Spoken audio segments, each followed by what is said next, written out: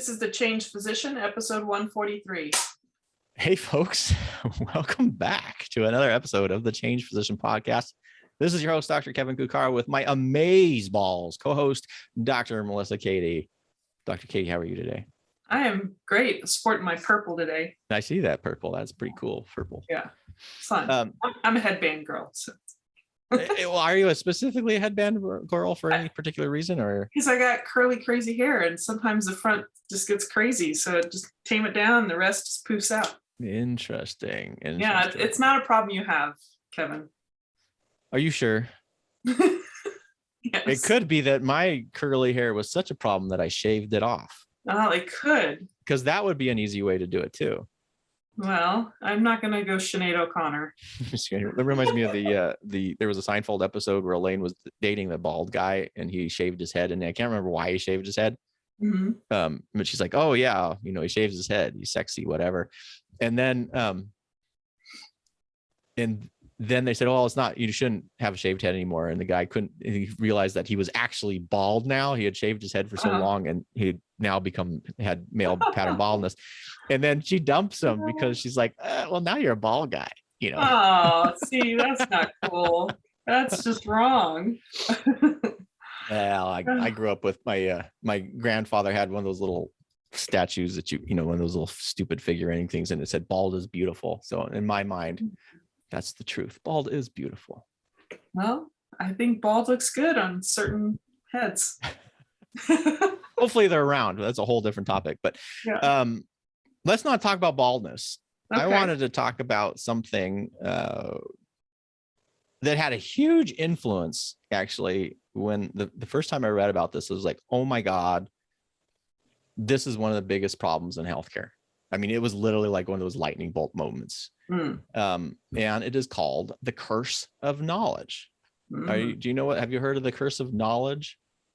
Not as some specific definition, but sometimes the way I would take it is that knowledge, sometimes people think when they know something, AKA someone looks on Google and finds information, they have knowledge, but no perspective. Mm-hmm. Or it's wrong knowledge that it's acted upon or shared with others, and actually can create problems. That's my initial thought. What's your take on? I'm just going to read the definition here from the Wikipedia page that's referenced, because I didn't want to pull up. Where I actually, the first time I heard this particular phrase was from the Chip Heath and Dan Heath book. Oh my God.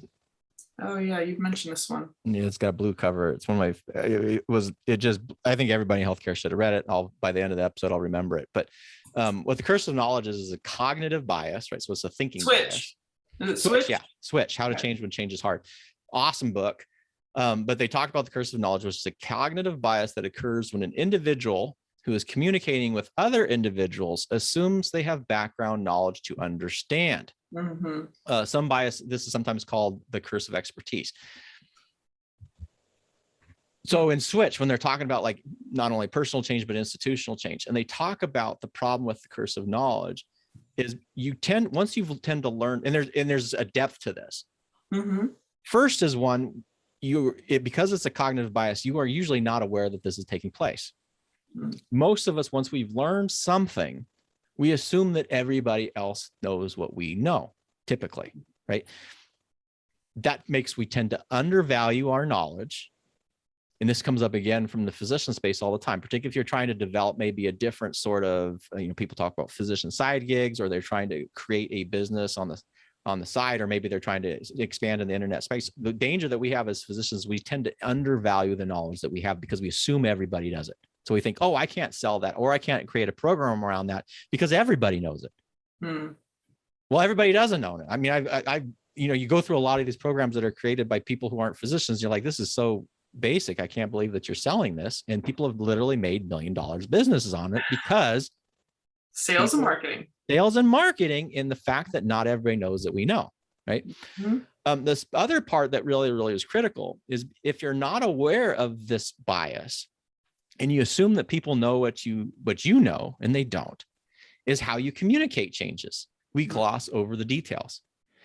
this is particularly relevant in healthcare because you have some of the most educated people on the planet who have gone through some of the most school. But if you look at health outcomes, the people who tend to be the most sick and the highest utilizers of healthcare are the people who come from the lowest socioeconomic backgrounds, meaning that they have less education. So in another episode, you had mentioned about this discrepancy is when you're trying to communicate, and on average, we should be communicating at a 6th or 8th grade level. And really, it should be about a 5th grade level. Yeah. Because most of the, not only is it, but if you can do that, it's awesome. You should be able to communicate simply. But the fact of the matter is the most people that you are going to see in the healthcare system are the people who tend to have the least amount of knowledge. And we just then typically gloss over. And so when we say, well, you need to eat healthy and exercise, that's easy. That's all I need to say, right? I'm a primary care doc. And if they don't do that and they come back and they're getting bigger and bigger and their BMI is going up, I go, wow, they're just non-compliant.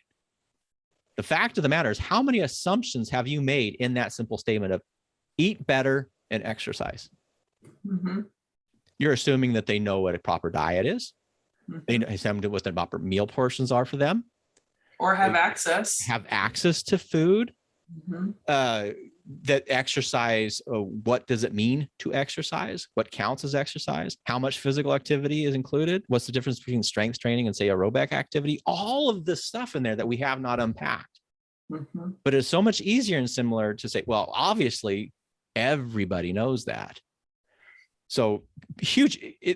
I would love to hear your takeaways on this, because I can't think of anything that is more important to understand, really, as a physician.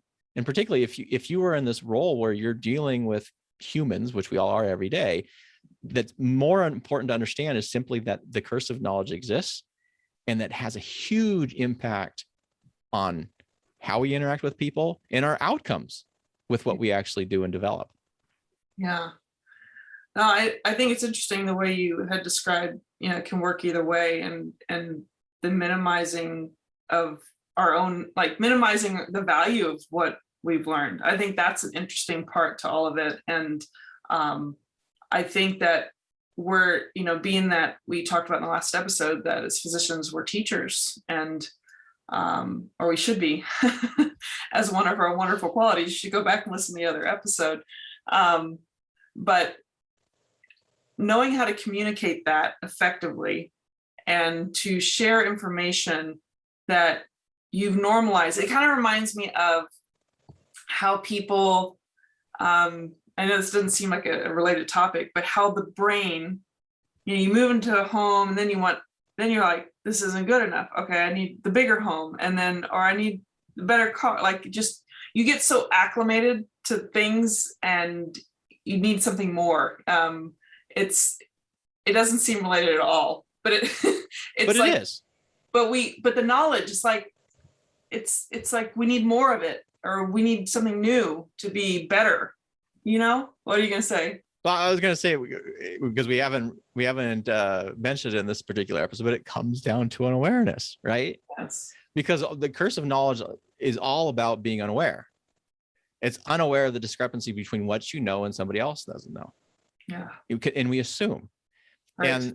And when you're looking at something like the hedonic treadmill, which is this idea that we acclimate so easily to new experiences, the way that we can combat that is becoming aware rather than acting, unaware all the time, in which case now we have to get the next car or this or whatever. Then that's where gratitude comes in.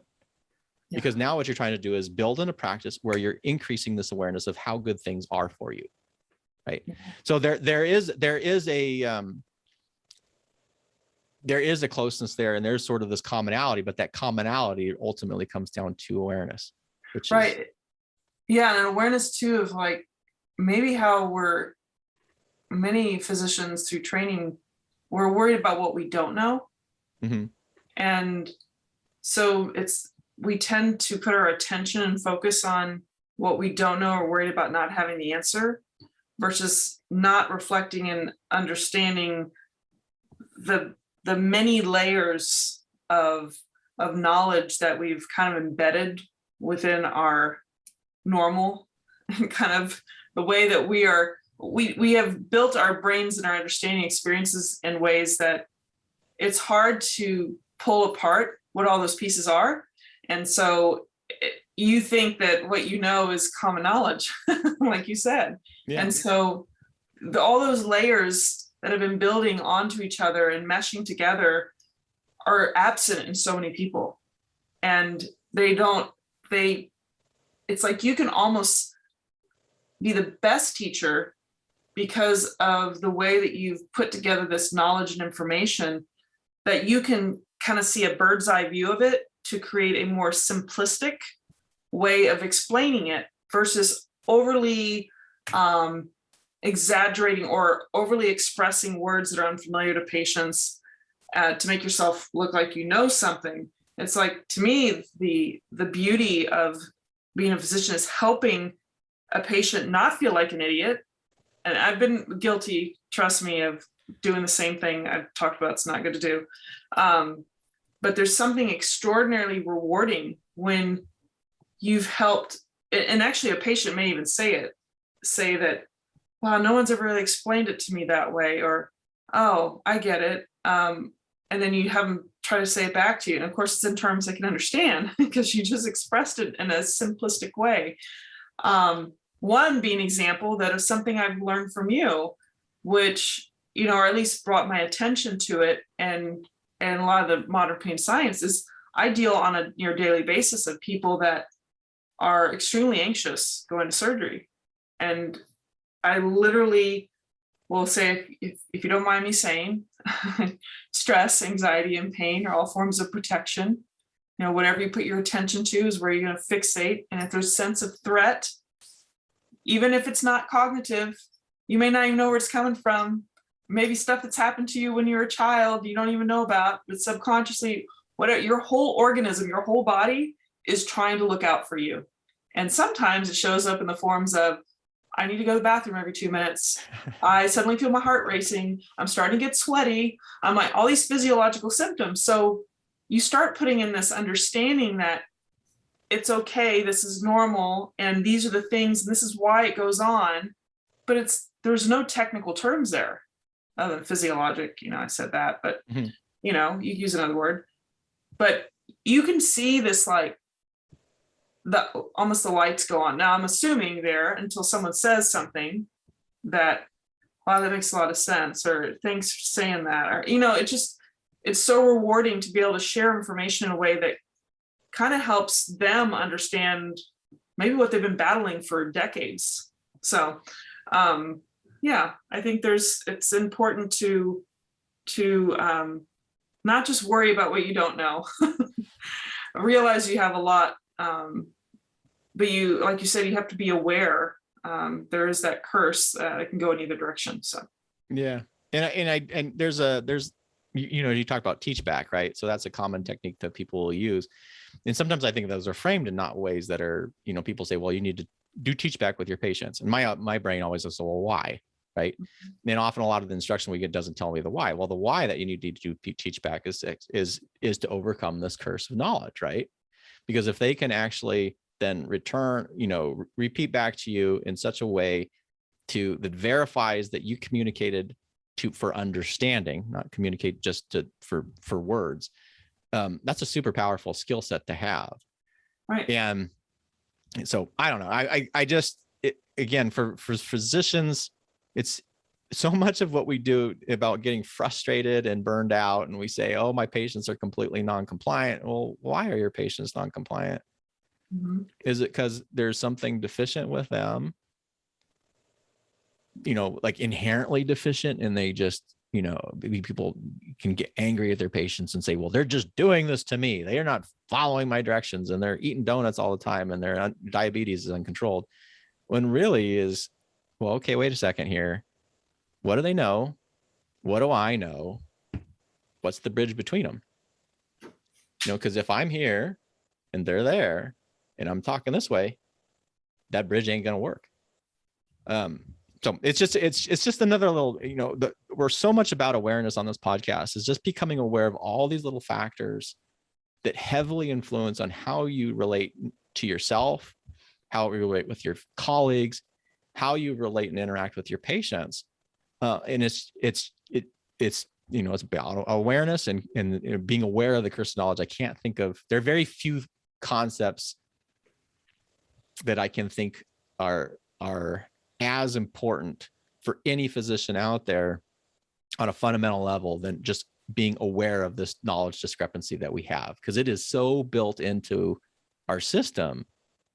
And again, I when I first read about this, I just couldn't believe it. You know, you were like, we have the most educated, or some of the most educated people in the world, and the people that we're taking care of the vast majority of the time are the people who are oftentimes the least educated in our society. Right. And if you don't think that causes problems, well, we got our multi-trillion-dollar healthcare system that has super crappy outcomes, and many reasons for that. This is definitely one that doesn't help, though. Right. And the system within which you're being funneled can be a big part of the problem in general, like the environment not only they live in, but the environment of even visits that last 5 minutes, getting squeezed in and don't have the time to exchange knowledge, to listen to the patient, to allow them to speak back to you what they learned, which really is helping you as a teacher to know how good a teacher you are. So, I mean, if you're not willing to get feedback in that way, I mean, essentially you're getting feedback on how effective you are. And they always, what has someone just said recently about, you know, communication, you know, is not about you just deliver, it's how it's interpreted. The message received is what's most important. The words that are coming out of your mouth might sound like communication, but effectively, if you're going to communicate to really teach someone, they've got to understand it within their mind and their framework. And like you said, if you get them to explain it, then if it seems on target, then you probably did a good job. But implementing those things, it's one thing for them to understand, but then you have to create an environment too, which is, I know, very difficult. But this was focused on, you know, the curse of knowledge and the cognitive bias. And I think, you know, getting outside of ourselves and being aware is always important, whatever topic we're talking about. So I hope you all, it made you think a little bit more about how you deliver knowledge to other people, especially those that are not of the, it's not like you're just talking to another physician as a patient. Remember that not everyone comes from your background and training. So any other thoughts, or do you want to go ahead and take us out? Last thing, I just want to reference the book that I mentioned at the beginning of this, which was Switch by Chip Heath and Dan Heath. They're brothers, and it's called Switch: How to Change When Change is Hard. Really good book. Again, that was my first introduction to this, and there's a lot, not only just the curse of knowledge in there, but a lot that when I read it, it was like, whoa, light bulbs are going off for how dysfunctional healthcare system is. So highly recommended, particularly when it comes to the curse of knowledge, and figured I'd flag it at the end again. Perfect. Yeah, well, we'll try to put that link in the show notes. So for those of you listening, thank you for joining us at The Change Physician. I'm Melissa Cady, the Challenge Doctor, with my co-host, Dr. Kevin Cuccaro. And if you don't know what The Change Physician is about, you can go to thechangephysician.com. Feel free to join us at that community, whether you're a physician or a physician ally, and you can check out all our podcast venues. Feel free to like, share, comment in any of our places of social media. And of course, we are on Instagram as well. We try to release within a few weeks of an episode so that you know it's out there and what it's about, and sometimes some fun little trailers. So don't forget, we do Saturday salutations typically, usually around 2 p.m. Central, noon Pacific time. And you can find us live on Facebook on our Facebook page. And we look forward to seeing you in the next episode. Take care. Stay well, folks.